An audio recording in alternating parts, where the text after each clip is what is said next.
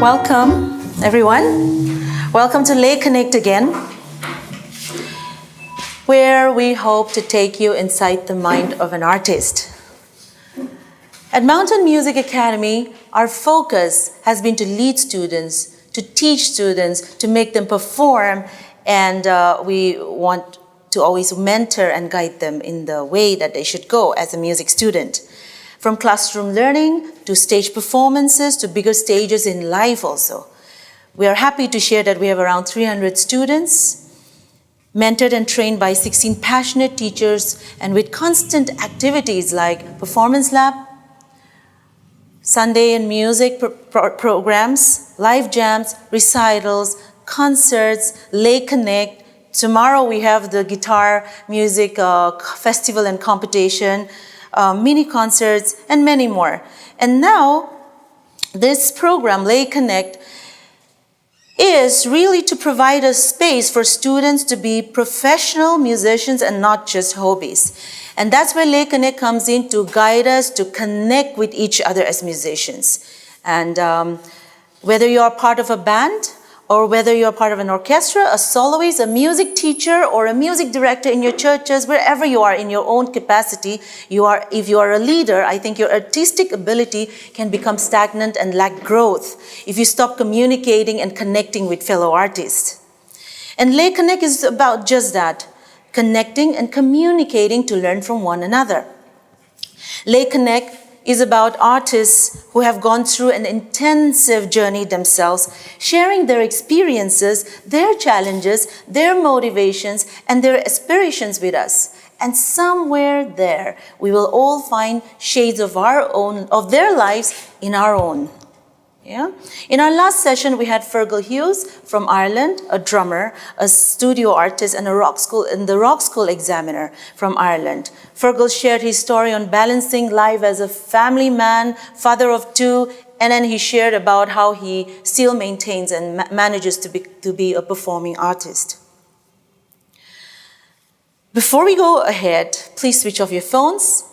This session is being recorded, and today, I take great pleasure in welcoming and introducing an amazing woman who has led the way for many Nagas in the field of music education.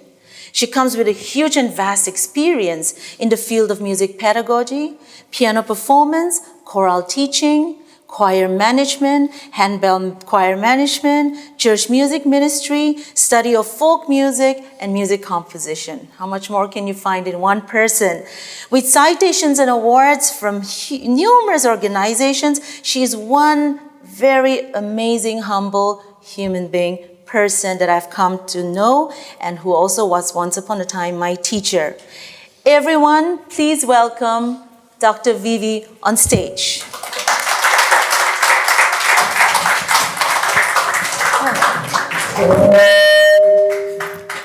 That was a tight hug. Thank you, Beth. Okay. It's a pleasure to be here with you. And this is going to be very informal.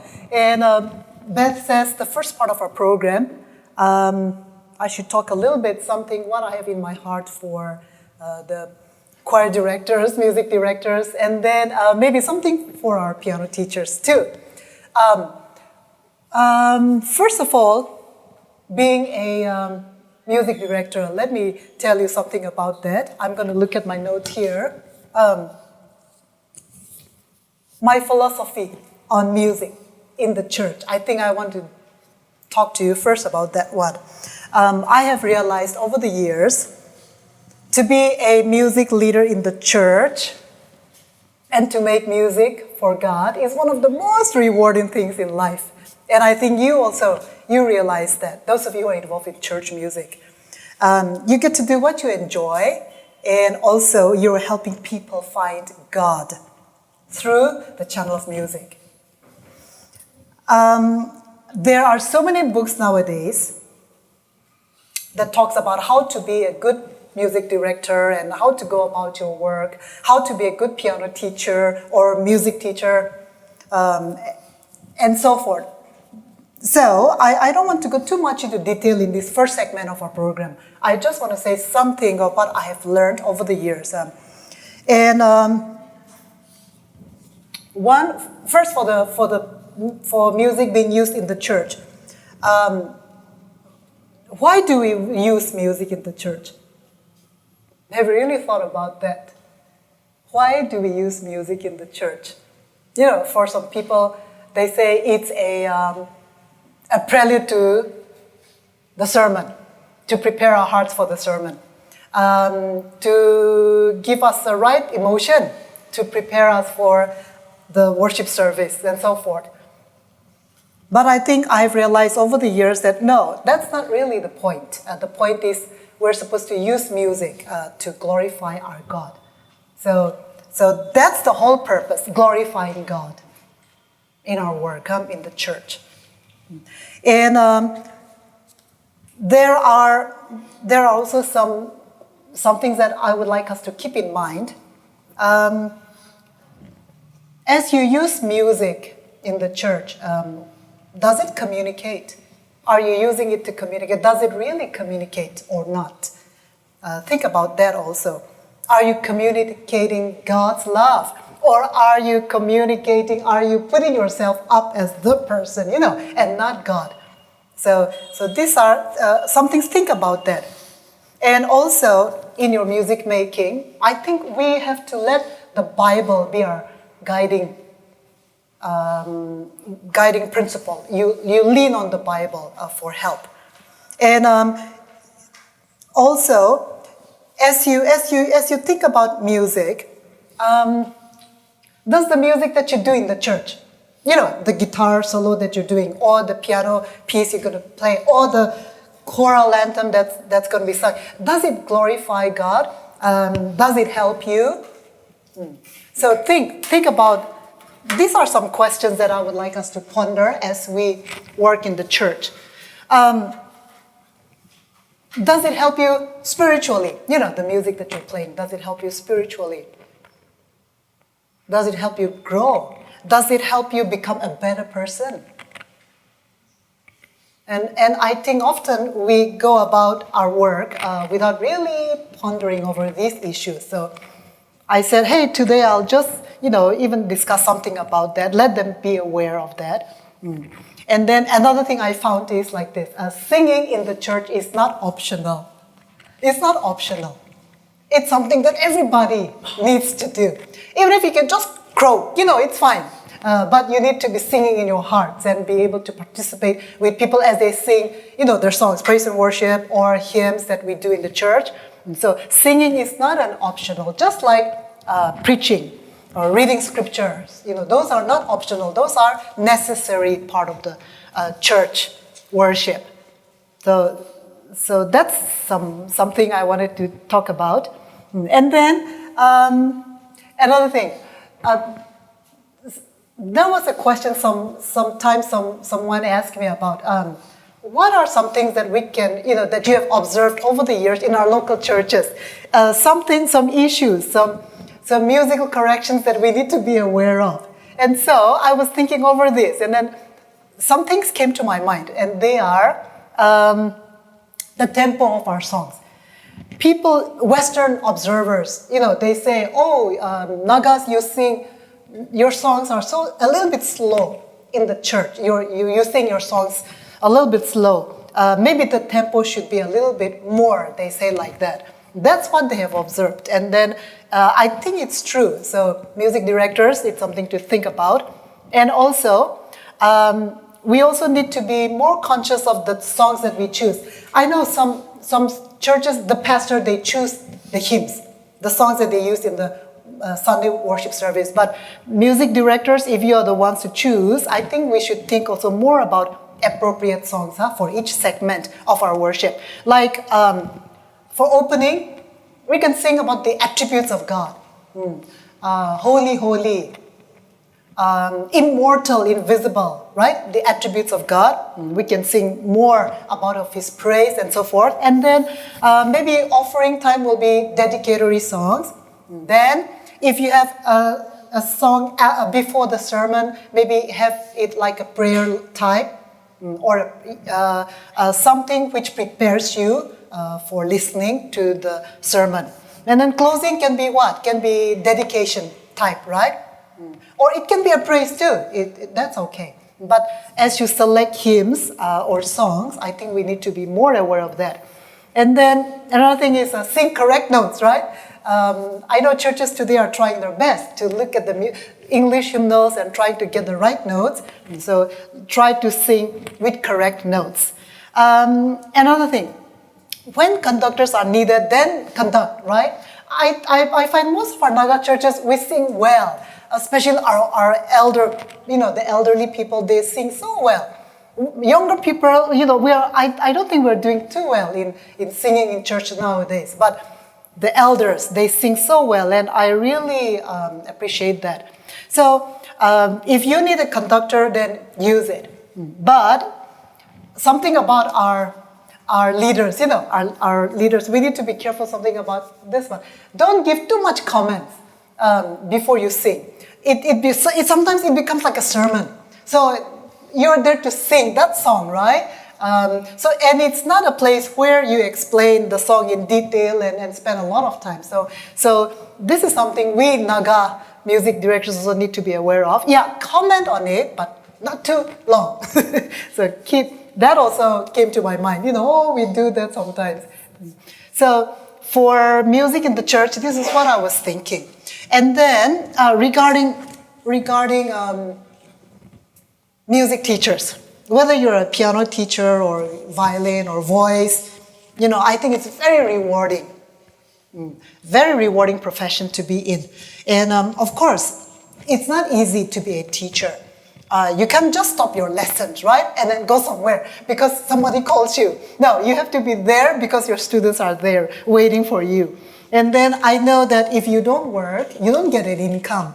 So that is also something very hard, right, for us music teachers. And also, we also need to be careful of our health. It takes a toll on our health. I think about voice teachers also. You're trying to sing out in every lessons with your students, trying to demonstrate good principles and so forth. So it's not easy to be able to do that every day, for many hours. So that's why I feel it is hard to be a music teacher. But it's rewarding because you're building characters. How about that? You're building people to be valuable members of the society. As music teachers, you're teaching them how to be disciplined, right? And also how to be hardworking. And hopefully, they're getting that from you as a music teacher. Something about running a music program, I was thinking like this, it's necessary.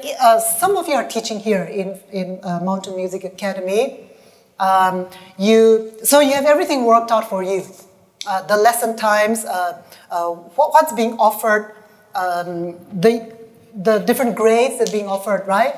And then how many hours, how many minutes it'll be, the cost, the fees, it's all worked out for you. But if you have your own private students at home, it's something to think about, have a write-up so that parents can see it and then know what you're offering them.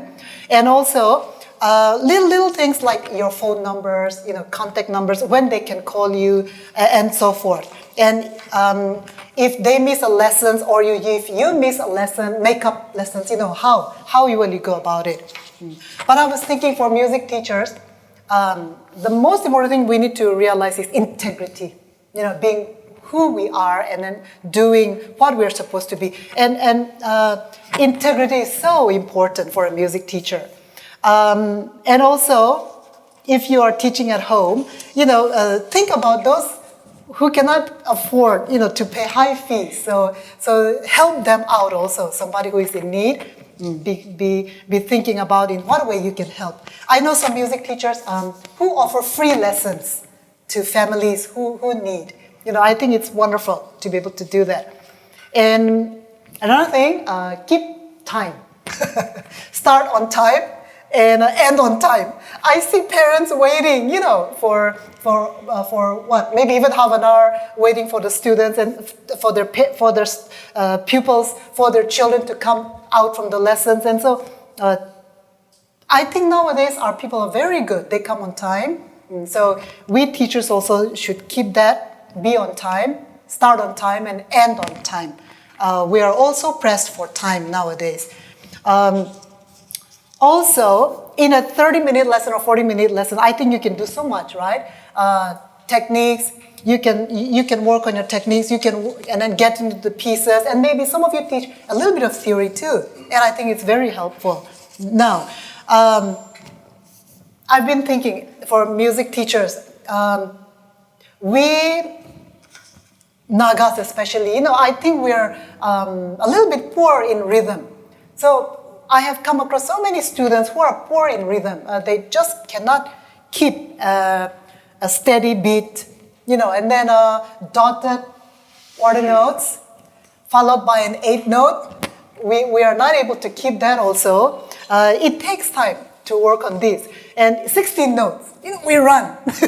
When we see 16 notes, we think it should be So we need to know these kind of issues, I think, as music teachers, and then help our people. So be aware. I think it's good to use metronomes.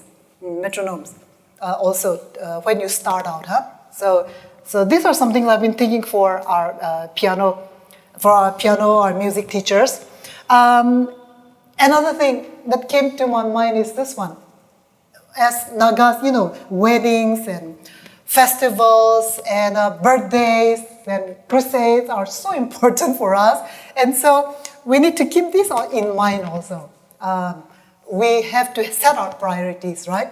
So if we teach, if you have a violin lesson or voice lesson, that you need to schedule in such a way that you're not missing your classes because of a wedding or because of a festival somewhere or a prayer program. So this is something we face at Patkai too. So that's why I thought we should be aware. Yeah, we can't afford to just let go of everything, and then go about whatever we have to do. So I was just thinking we need to be thinking about our social issues also. Yeah, we need to attend weddings. We have obligations. But then you also cannot forget that people are depending on you, right, for the lesson. So these are some things I thought as Nagas, we should be pondering about. But as I said, it's so heartening to see young people, Mom, I cannot afford to miss my lesson, or I cannot afford to miss my classes at school. Nowadays, young people are so aware of this. So it's so heartening. It's great to see that. So for piano teachers, show professionalism in everything that you do with the administrators or people that you work with, your colleagues, or people that help you with whatever you're doing. Professionalism is also another issue I was thinking I could, point out. And so anyway, these are some things I thought I would discuss. And then we'll go to the next segment, or...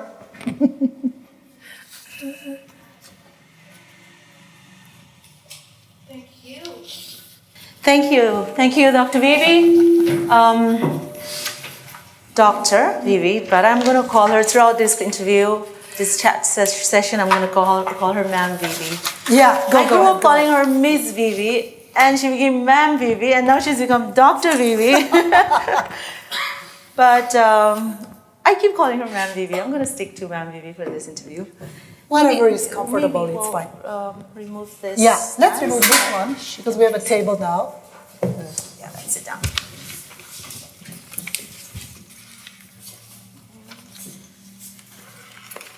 So, you've had a crazy month in Patkai. Yes. Exams, classes. Right.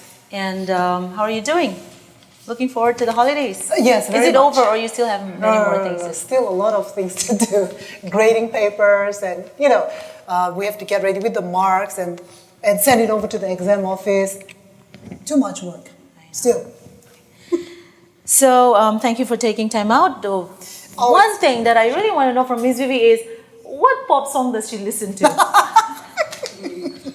Is there any pop song that you That's like? not fair. Well, Wouldn't you want to know that, right? yeah, I'm sure. No. I'll play it safe. I'll say that I like all kinds of songs. I love to listen to all kinds of songs, particularly because, as a music teacher, I want to be aware of who's doing what, and what are they singing about, and so forth. So for me, all kinds of music, pop, classical, jazz, rap. I do agree. Listen to all kinds of music. It's really important. What is that one song that you can listen to again and again and not get fed up of? Any particular song like that? No. As long as it's good music. I'm not going to name anyone, but as long as it's good music, that's it. Okay, so we really want to know, how was your growing up years? What influenced you, and what was happening when you got into music? Where were you in Kohima? Right. You were a young girl.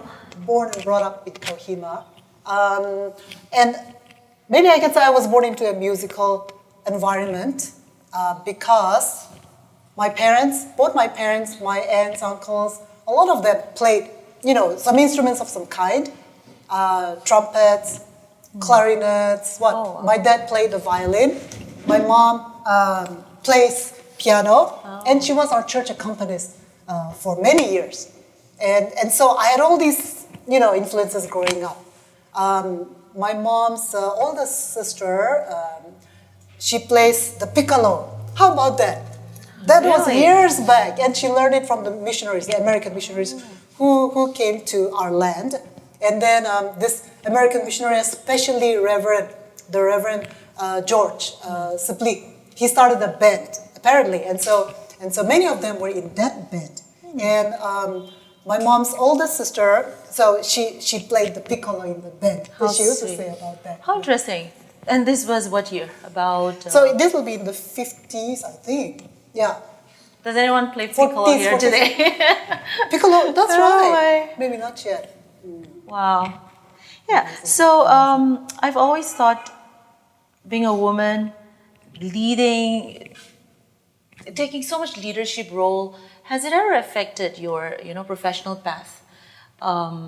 Be it in the church, be it at college, be it at wherever you go. Always, no offense, guys, but but you always lead, right? And people have to listen to you and learn from you. And has it affected in any manner? Do you recollect any incident? No. I think that's a very interesting question. No, I have not come across any incidences like that. Men around you have been very nice. Huh? Okay. I'll tell you why. Because you know what? If you treat people right, if you treat people with respect, that really reciprocates.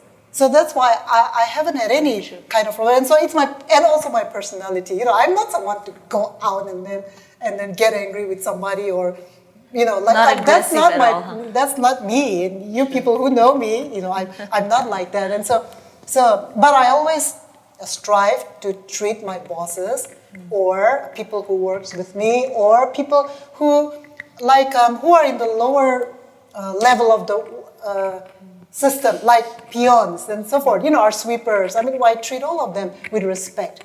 And when you do that, then I think you're fine. And even abroad, I've never had that kind of experiences, that kind of, that terrible experiences where people put you down because you are a woman. But I totally agree. How you treat people really reciprocates, right? I remember when I was about 8 or 9 years old, I think, you used to drive this white van, and you were driving around like crazy and doing everything on your own, and you were so independent. And I used to always look at her, and I'm like, I want to be like her one day. And this was I remember that. 89, 90, I think. You were all over Kohima, Dimapur. It'll be 90s. Because and we didn't have many women drivers then. So a lot of us really looked up to you, and we're inspired by you. I don't know if we ever came and told you that. No. Your life. Not the driving thing. No. Well, that also spoke a lot about being independent and strong. We have the church hymnal, very strong in our lives, the hymnody. And over the years, praise and worship has taken so much, it's really what's happening right now. And what's your take on this? Is it concerning? Do you think? I sometimes feel I really miss hymn when I go to a church where they don't sing hymns anymore. And some children nowadays don't even know a single hymn. So how concerning? What's your take on that? Okay. I mean, we're all mentors and we're teachers, right? Right. And then I think it's also our role somewhere down the line, down the road, to take some responsibility, I feel. You know what? Our life on earth is never static. New things will come, and then maybe old ones should, develop and get better. Life is supposed to be like that. And then, so about this praise and worship kind of music that has come into our lives now, I've been thinking, some of you may be surprised. Not that church praise and worship is bad, right? No. There are lovely praise and worship music out there too. Right. And also, praise and worship has been there from before. Right. It's not something new that just came into our lives. No. If you look at the Old Testament, like what? The Book of Psalms, example, has got a lot of praise and worship songs. And we today, I think we get our text from that also, from the Book of Psalms. So, so it's not a bad thing. It's just that the vehicle that's being used, right, to convey our praise and worship, the style today is different from before. So that's why I think we have all these issues like, young people today, they don't know, because everybody loves this genre, right? Praise and worship with drums and instruments and all that. Whereas for hymns, what are we doing? We sing a cappella sometimes, or maybe just an organ or a piano, a church piano to accompany that. And so young people are not really interested in it. But I think, that's a sad part, because hymns, you can learn a lot of things from hymns. You can learn a lot about God's attributes and His goodness, His character through hymns. And then hymns are singable. It's more singable, Beautiful I think melody. you have to say that. Right. Our praise and worship, the style, the genre that we use today, is full of syncopated rhythms, right? So it's not easy, unless you have a drum to accompany you. But hymns, it's steady, right? The rhythms are steady. So in a way, it's easier to sing hymns. But young people, I think we need to encourage young people to get into hymns. And then, because it's our heritage. I mean, it's something that your grandparents learned. And so I think you should try to learn the good stuff. No, there are also hymns that are, badly written, of course. But we should strive to sing those hymns that are good. And I think for that we need education. So we need to know what are good hymns and what are hymns that are better off, without using it. So that's what I think about our praise and worship styles. Choir, chorale. I was once in your chorale. And I think some members in the audience are also, once upon a time we are students. The best choir, chorale formation and management, I think, was really one of the key, person who started all that was you. And so I really want to hear a little bit from you about management or preparing, bringing a good choir together. Tips, advice, anything you can share with us. I see. Wait, I don't remember you being in the choir. What choir was that? 98, 99 in your Patkai chorale. Patkai chorale? Yeah, I sang. I remember my uniform was a purple chorale uniform we were given. Really? Yes. Okay. Well, anyway, you've had too many in your life. Right. No, but I remember Beth as being in the junior choir. Was there too? Yeah, junior choir. Just imagine, Beth was just a little girl, and then just learning piano lessons. Then Yes, junior choir. So, yeah, that's right. So you really were in the Patkai chorale. Okay. Confirm. Because, okay. Yes. All right. Okay. If you say so. Okay. So anyway, what was your question again? So, How do we? management, getting a really good tight choir together. I mean, there's so many things to look, if you want to do that, but maybe some key things that you can share with us. If we plan to open choir or manage, if we're already managing choirs, what are maybe your struggles to do with choir? But I think your choir is always really very nice. I've not directed a choir for For a long time? some years now. Oh, yeah? So, but anyway, building a good choir, I think you need dedicated people. That's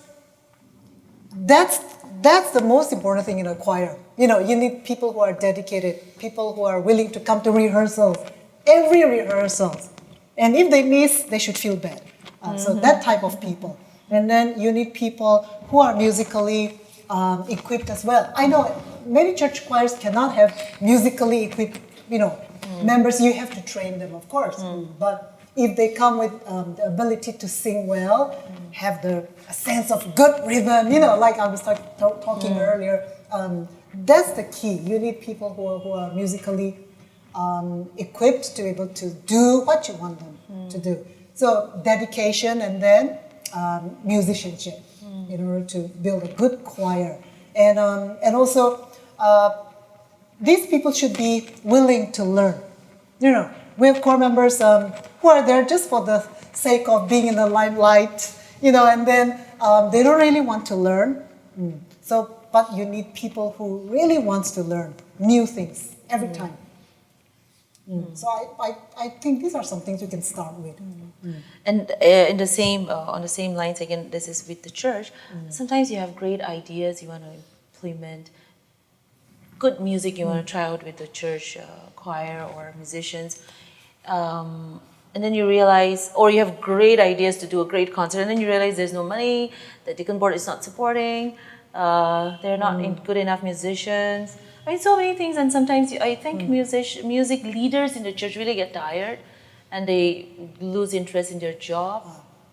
Any thoughts on this? This is so happening, and then we learn to live with it, and we don't move up, I've heard about these issues in several churches. Is it in many churches? Much better now. Sure.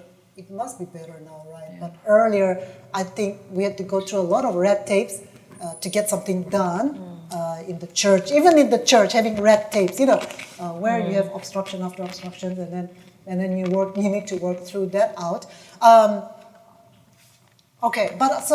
In that case, I've been thinking the best thing is you need to, nothing can obstruct God's will anyway. So if He's willing to let you do something, He'll open up the way. So you need to prepare the plan properly. And then if you present it in a proper way, if you have to go through deacon board maybe, and then the deacon board chairman maybe, and then he will present it to the board. And then you let pastor also know what you want to do. So I think in the end, if you present it well, they're not going to say, no way. They're not going to do that. And, I do understand our church elders being cautious about what we do as a musician, because they are being cautious for some reasons. They don't want us to be just like any other secular organization, and so they want to do things in the right way. Is this something that glorifies God? Is this something that's good for a church to be doing? I think that they're cautious about that one, so we can't really blame them, But if you present it in the right way, no one will say no. That's what I feel.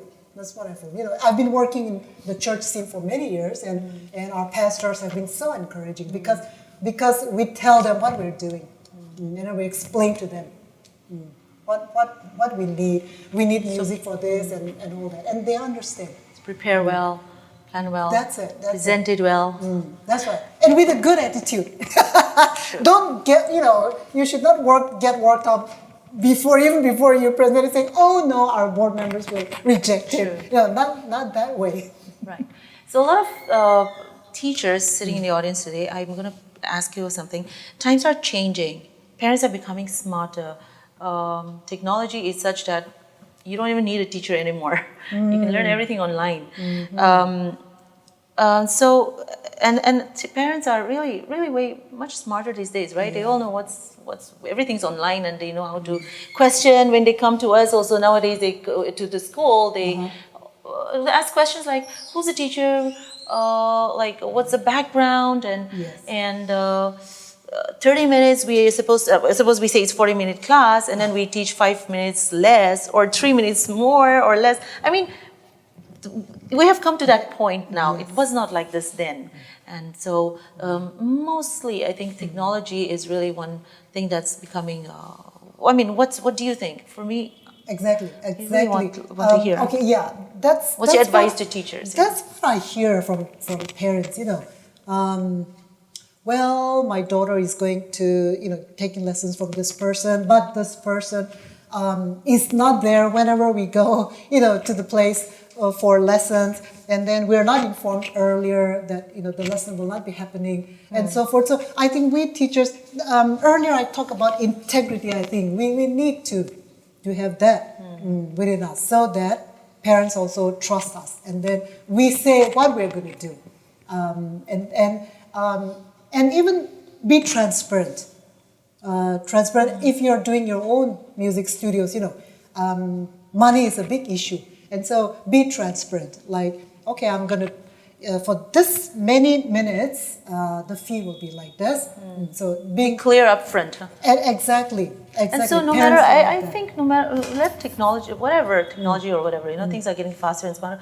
I think we just have to be honest, transparent, hardworking, and I think nothing changes much. Huh? That's right.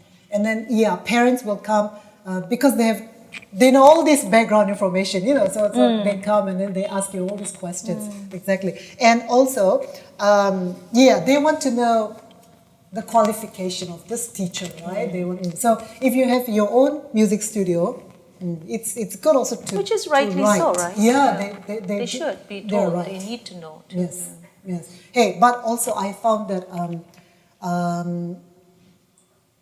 there are some parents who are so particular about, my daughter or my son will have to take lessons from this kind of person, like this grade, this level, but there are some parents whose children are just beginning. For them, they're satisfied if you are, honest in your way, if you're sincere. That's all they want. They're happy with that. True. I've seen parents ask for that too. Parents just ask for that particular teacher that they are so fond of. And doesn't matter what grade she is, we just want that teacher. A lot of parents do that with some of our teachers too. So next question, in our present culture, Facebook is ruling. One video and you're famous. It's scary. It's really scary. No more practices. No more hours on the piano or singing practicing your techniques correctly and all that. What do you think about that? What's your take on this? Good and bad. I'm not on Facebook yet. I mean, my professors abroad say, "Hey, Vivee, you need to be on Facebook so we can." I searched for you. I couldn't find you, and then I realized. Okay.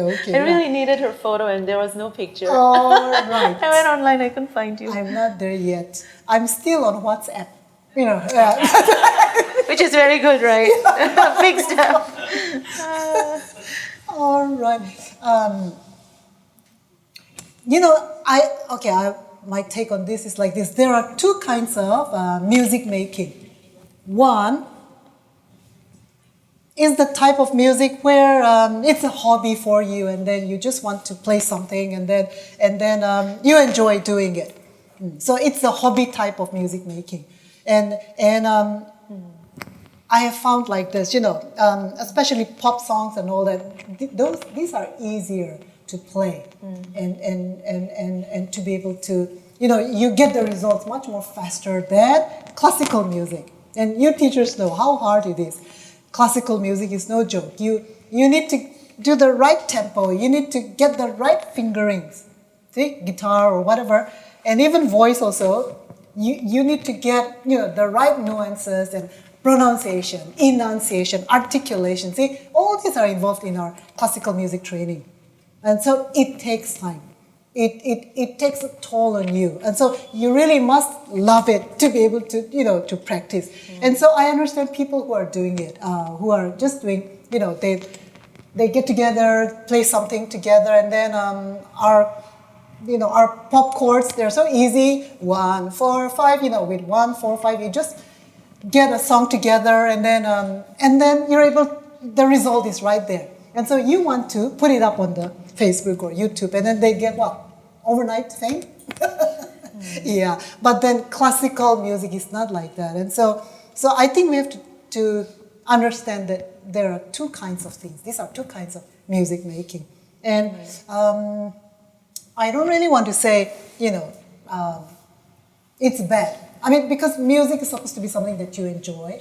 If you do something and then you put up on YouTube and then everybody sees it, that's the kind of life we're on now, So, but it's just that somebody gets too much. All kinds of bad music gets up there, But anyway, classical music is different. So I think it takes more time. I think in pop also, I think there are various levels. Yes. And what you were saying, the 1, 4, 5 is just somebody can. Then right. Pop music, I've tried some, and some of them are really tough too. Yes. With the chord progression and all that. I think some of us, from my classical background, I find it a little difficult to understand pop sometimes because of the amazing chords that they have. But I guess there's beauty in both. But then again, like you said, I agree with you. There has to be a balance somewhere, I think. We get a little too, when we lose balance, there's a little too much of anything is not good. Exactly. I guess, yeah. So now what's your plan? What's your future plan? What would you like to do? She's now the Dean of Margaret Shishak School of Music. Oh, really? And I really want to know what more she's heading for. Where are you heading? What would you, if given a chance, what's the next thing you would really want to? I would really love to take a furlough, a break. I've not had a break for, 12 years? Yeah, wow. Teaching. So it gets to be tiring sometimes. So I want to take a break and then, maybe retire and then do research on our own music and maybe write something. That's what I would think I want to do. Well, you'll get there. We will wish for that. Hopefully. Okay, we're going to take some audience questions now. If there is any from the audience, anybody who would like to know anything from her, please feel free to ask.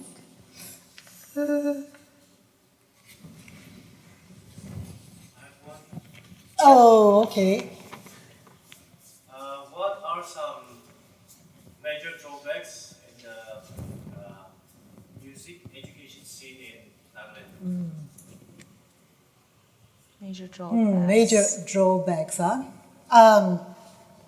You were instrumental. You designed the Nagaland our BSc curriculum. Yeah, curriculum. There were several of us who did that. I was thinking like this. We need, number one, we need qualified teachers in the school system. We need qualified teachers. And then what NBSC is doing now, and even others in schools, I think you need B.Ed. You need a B.Ed degree to be able to teach. So something like that. Even for music teachers, you need to have some qualifications. So that's the first thing we need. We really need hundreds of teachers, in our schools, but we're not getting it. With the way music school is mushrooming, right? I agree. Really, everybody wants to have their own studios, right?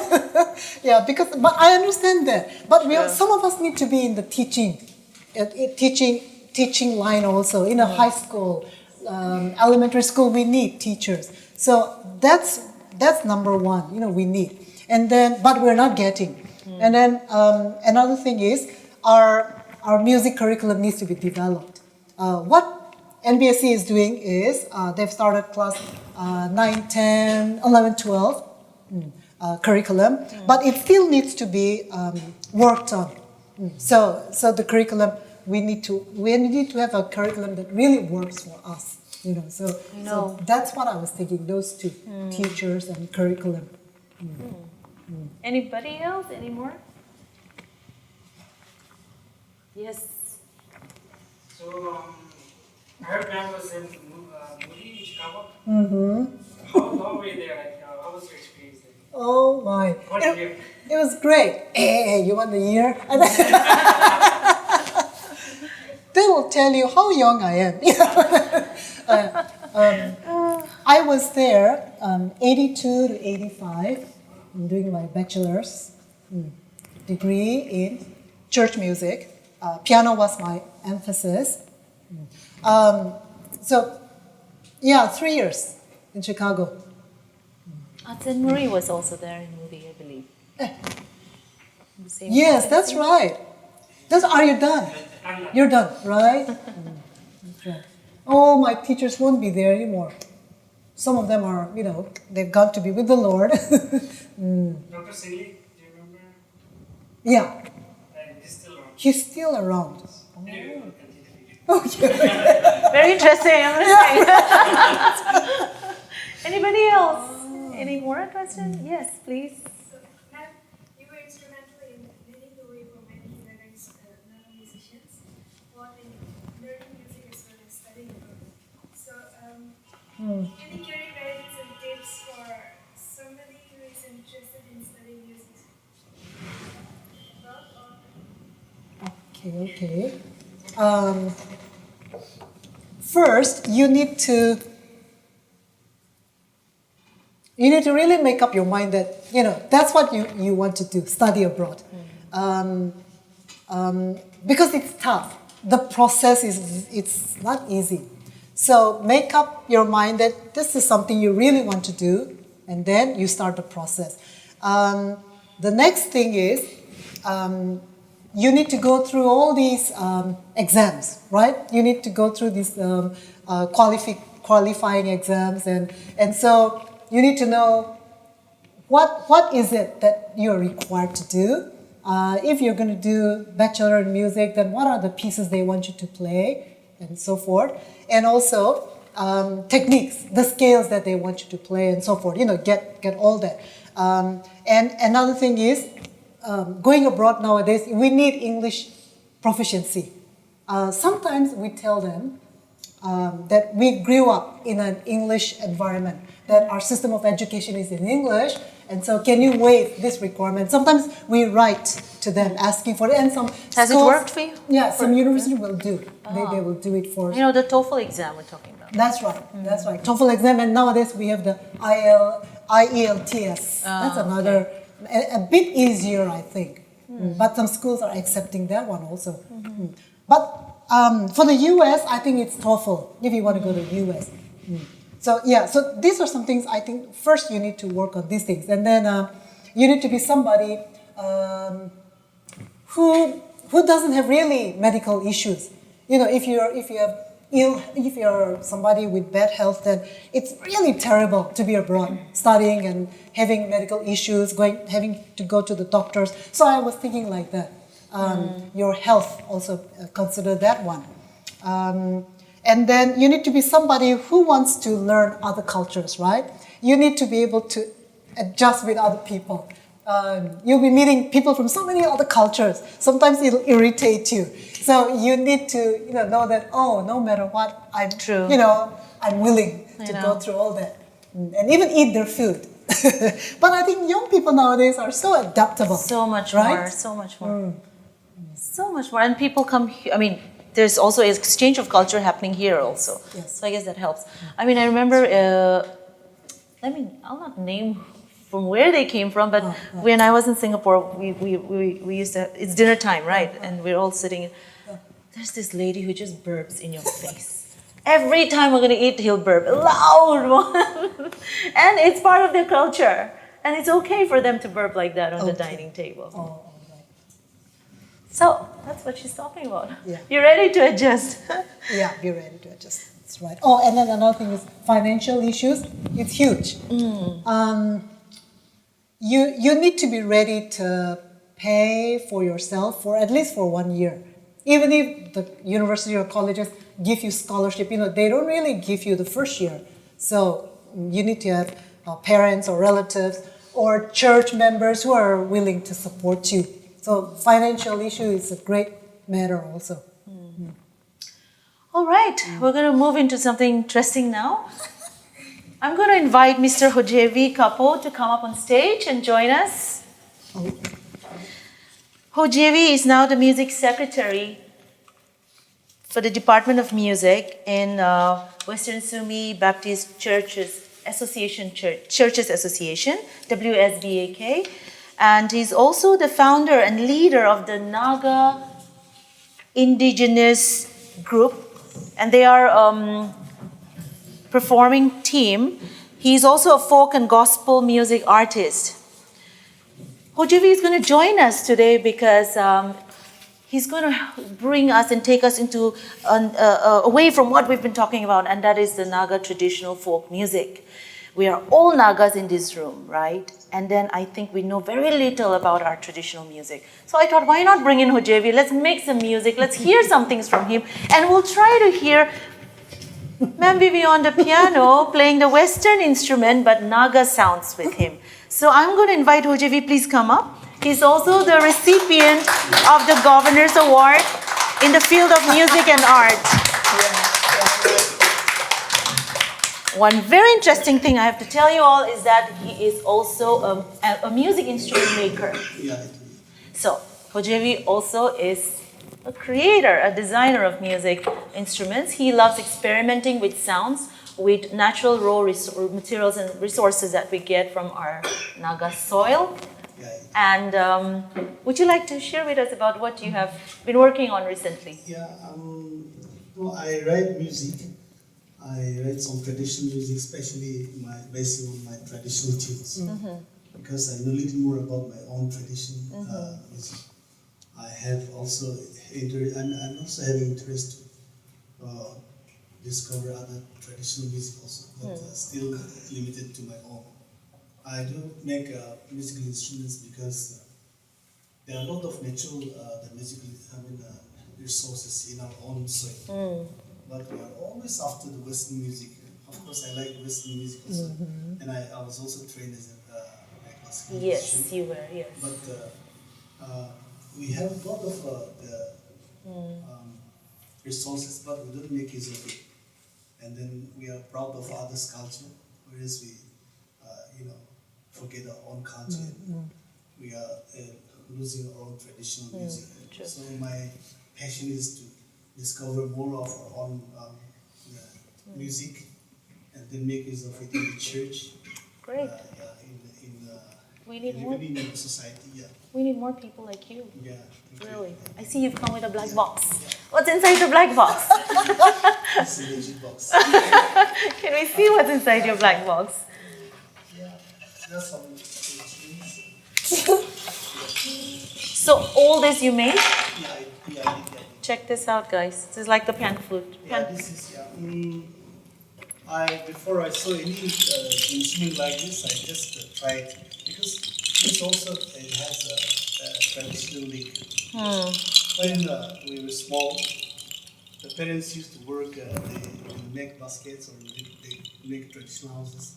When we come and disturb them, we just give a piece of bamboo. Yeah. And then discard it and then blow it, and then don't keep us away from it.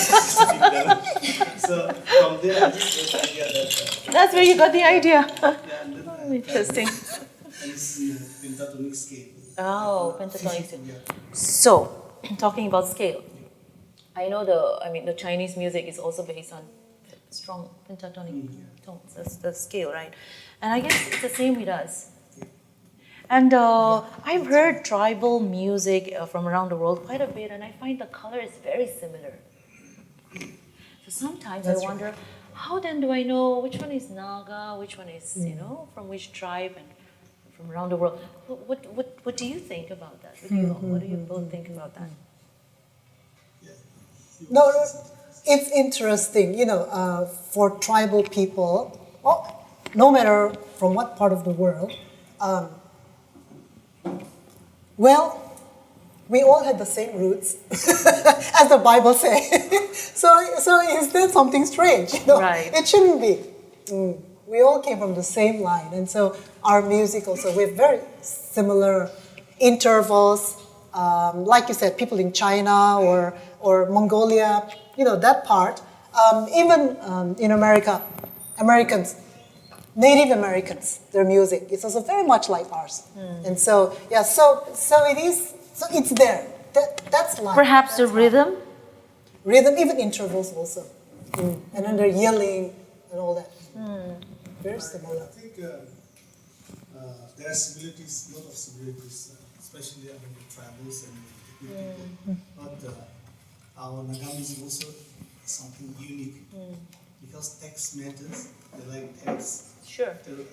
Out of our own experience, out of one's experiences, and also struggles, the music comes out from the heart.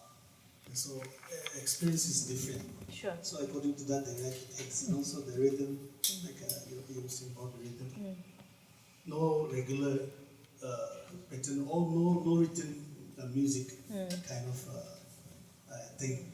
So they don't follow exact rhythm, exact tempo, but there's a free style and free expression. Sometimes they will keep on singing, and then in the midst of singing, they will just cough, and then they will start again.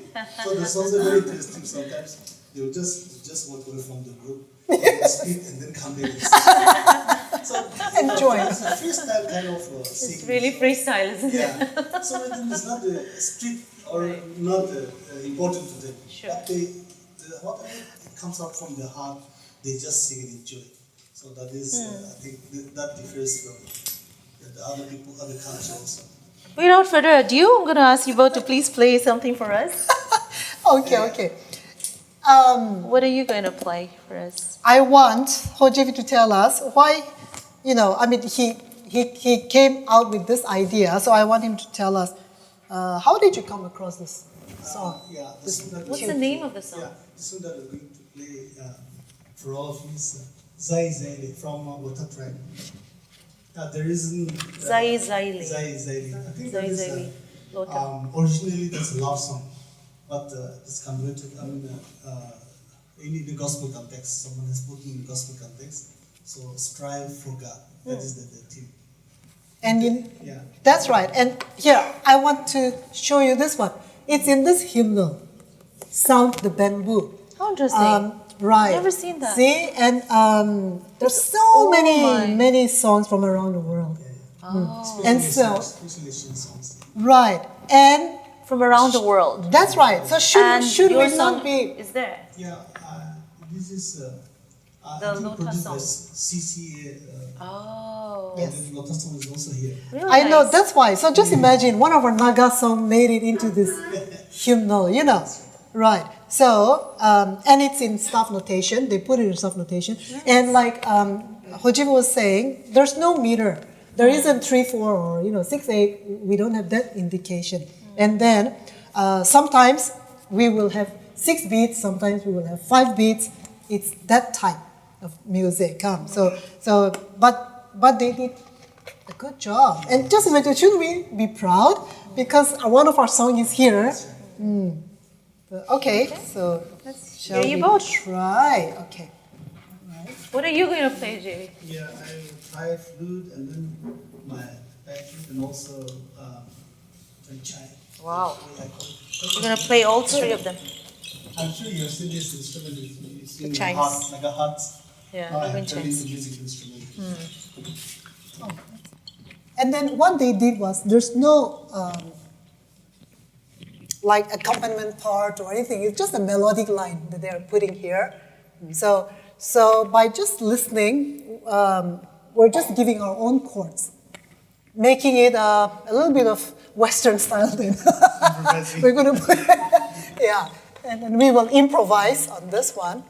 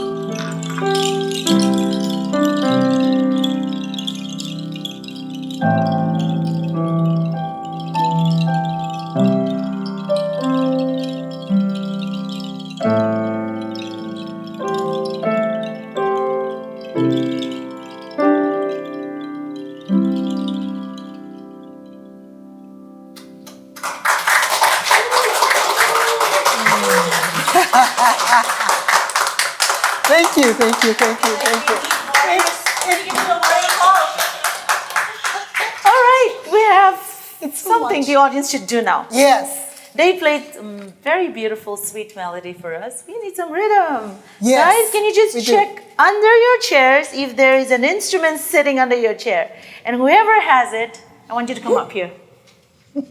If there's any instrument sitting under your chair. And if not, please check the chair in front of you, if there's any empty seat in front of you.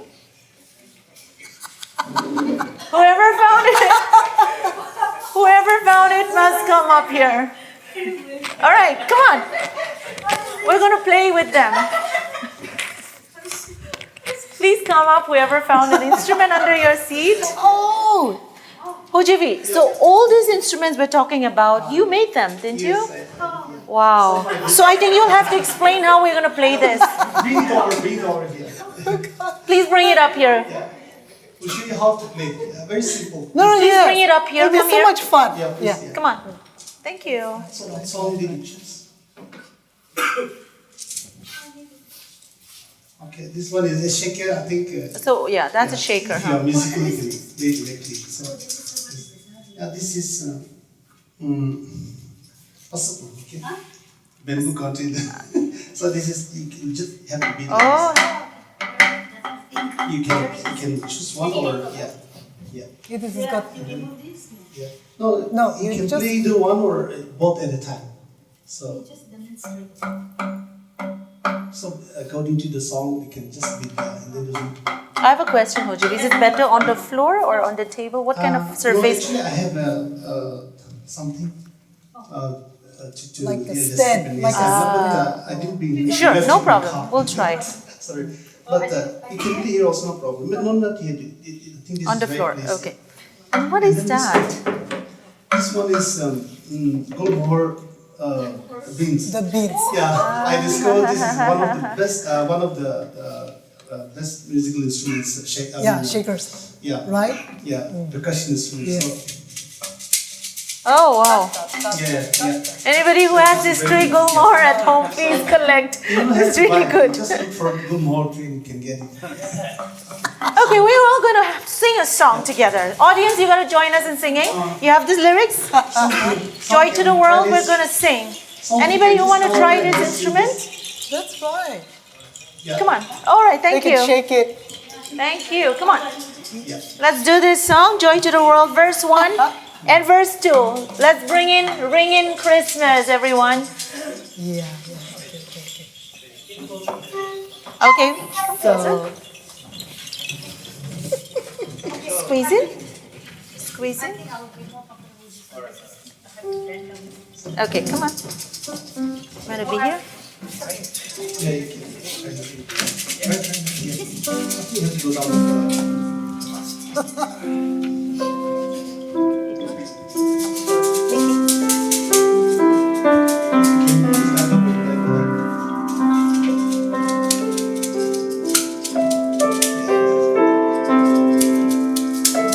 Verse 1 and 2, everyone, let's sing and bring in Christmas with Naga traditional folk instruments.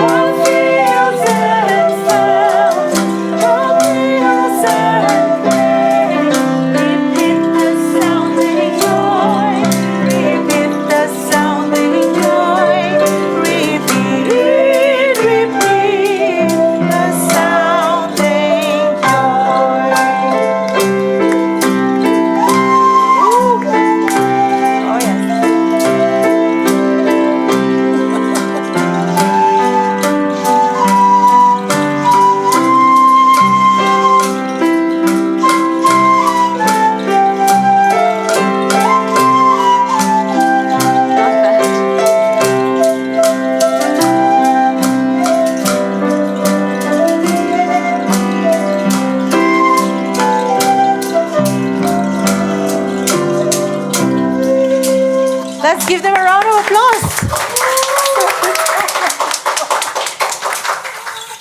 Hojevi, do you think we did a good job? Thank you. Do you think we sound like we can play Yeah, these yeah. instruments? I think it sounded well. Thank you, all the instrumentalists, really nice. It's so much fun. Thank you, Dr. Vivee, for the most enlightening and lovely insights and stories you shared with us. Thank you, Mr. Hojevi Kappo, for sharing your folk stories, and thank you, lovely audience, for joining us today. Yes. I have just one more surprise. Hang on. We're going to do the Christmas giveaway, and we want to give gifts to all our audience today to take home something with you. Thank you for being a lovely audience. Can we have the gifts come up here, please?